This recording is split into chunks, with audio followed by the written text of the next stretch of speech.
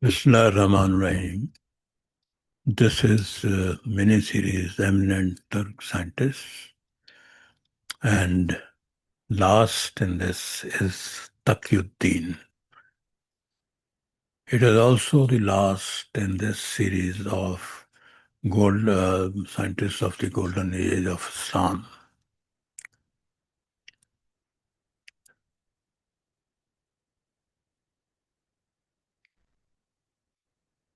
So Takiyuddin Muhammad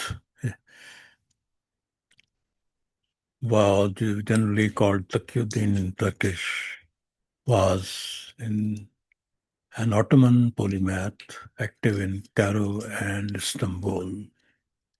Polymath, that is having many skills.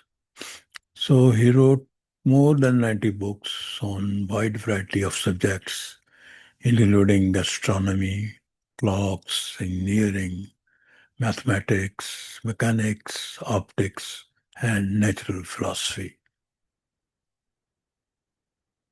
Let us first look at his scientific achievements. So he was the first person to use steam power. He invented his steam turbine with the practical application of rotating a spit 200 years before the Europeans.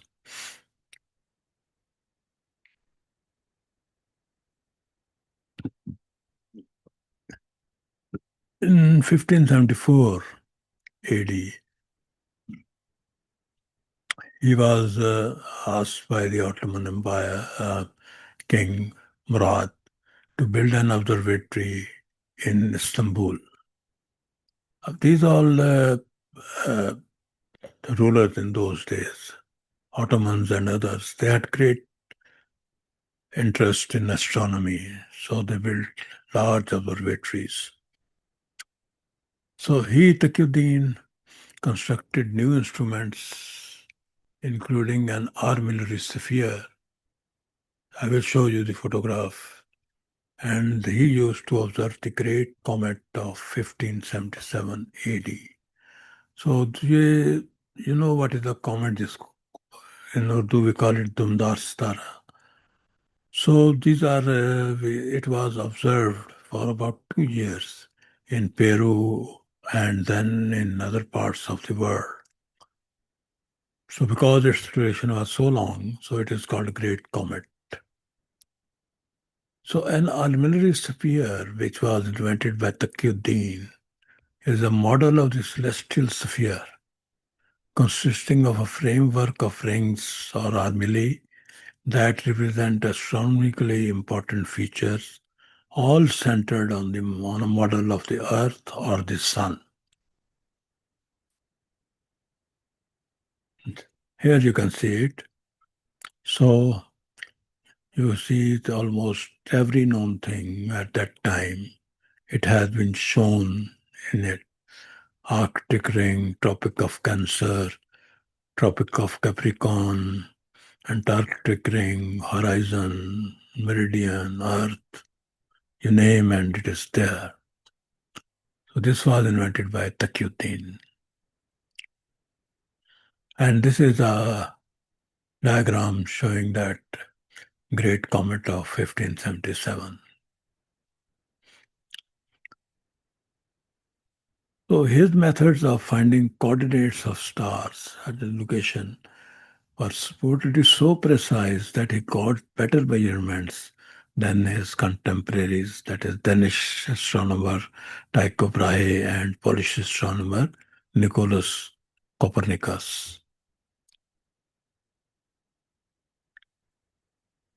He also developed an automatic mechanical clock, and it is regarded one of his most important inventions, and he used weight-driven mechanisms for it.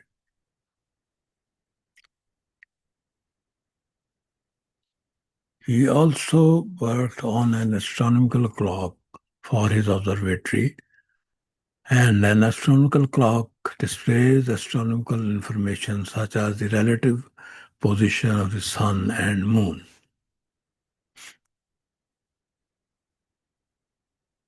In optics, he determined the light emitted from objects, proved the law of reflection, and also worked on refraction. He also created trigonometric tables based on decimal fractions. Salient features of life. He was born in Damascus in 1526 AD, according to most sources. His education started in theology, but he was more interested in sciences. So he went to to Cairo and pursued his ambitions over there. And he stayed in Egypt and also came back to Damascus. And he worked on not only on astronomy but also mathematics. And when his work was acknowledged and he became famous, he was invited by the Sultan in 1571 AD and appointed as chief astronomer after 1 year his arrival in Istanbul. The Sultan also supported Takiyuddin to build an observatory. I have already mentioned it, that is Darul Rasad al-Jadid. His studies continued until 1577 AD.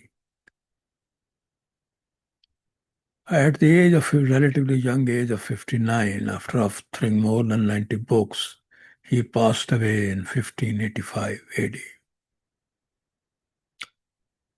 So his books, most important is, I may have some difficulty in reading it, Sidrat al-Muntaha al-Afkar fi Malkut al-Falak al-Dawar al-Zij al-Shahanshahi, the treat of ultimate knowledge in the kingdom of the revolving spheres. This book is based on discussions of astronomical clocks, heavenly circles, and information on three eclipses which he observed in Cairo and Istanbul.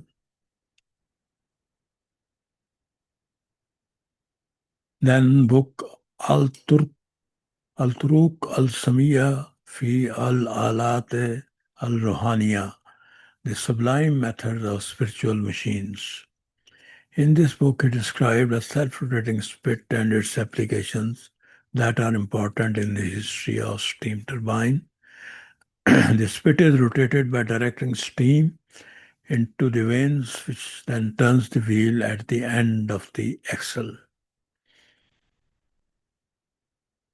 In this book, he also described uh, other machines. The first two are animal-driven water pumps. The third and fourth are both driven by a pedal wheel. The description of these machines predates many of the more modern engines.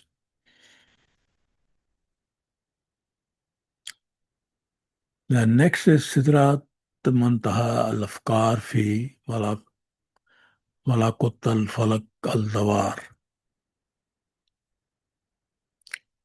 It is said to be one of Takiyuddin's most important works in astronomy. He completed his book on the basis of his observations in both Egypt and Istanbul. Then Jaridatul Durar wa Kharidat al-Fikr. It is said to be his second most important work in astronomy. This contains the first recorded use of decimal fractions and trigonometric functions in astronomical tables. He also gives the parts of degree of curves and angles in decimal fractions with precise calculations. Then Al-Kawakib al-Duriya fi Wad al-Bankamat al-Dawariya. This was written in 1599 and it addresses mechanical automatic clocks. And this work is considered to be the first written work on mechanical automatic book clocks in the Islamic and Ottoman world. Then Nur Hadikat al-Afsar wa Nur Hakikat al-Anzar. So it discusses physics and optics. It also discusses structure of light, the relationship between light and color, as well as diffusion and global refraction. So these are different references which were used in preparation of this vlog. So as I said that this was the last of the eminent Turk scientists and also the last of this series of golden scientists of the golden age of Islam. So before that, this list shows you that I have presented 10 eminent Arab scientists. We lost about 10 Arab scientists and 6 Persian scientists, and now there's 3 Turk scientists. So this series has ended, and before that, I have concluded a series on Pakistan first part. So I am not immediately starting some new series because I have some other occupations. But my 2 series are still running. That is verses of the Holy Quran related to the universe and events that shaped Islamic history. So thank you for your attention. Allah Hafiz till we meet again in the next vlog.